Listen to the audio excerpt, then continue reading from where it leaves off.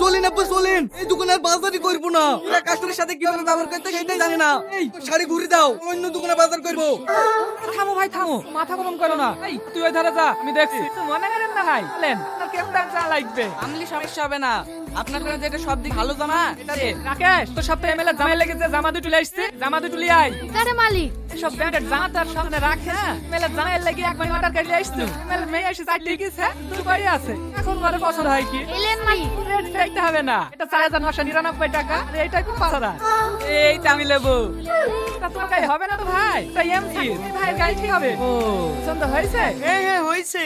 লাইকে হ্যাঁ, আমার এই ছেলেটার কি একটা সূট জামা দাও। না না আমার কিছু লাগবে না, গ্যাপ বিলটা করেন। আচ্ছা ঠিক আছে, কোনটা আসো? শাড়ি 5100, আমার 10000, প্যান্টে 5200, কাল 2300 টাকা। কিন্তু 15,000 টাকা আছে, আমি মেয়ের সামনে ধারে কথা ভুলেও তো মন হবো। চলো আব্বা কি ভাবছো? ও কিছু না, ফুটদের খেল বাড়ি যা, 20 মিনিটে আসছি। মানে একশো যাবো?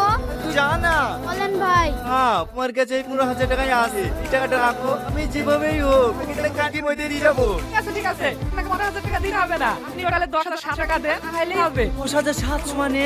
একটা কথা বলছি তো রাখবেন না, আপনার আমায় রাজাল হোক, ওরা পর পর আলকাতরা হবে। তুমি অনেক ফেরি লোক ফেরি দেখেছি, জামা দেখছো না, জামার কত রে এটা দেখছো। এই যে আমি তাকে রে, টাকা জামাতে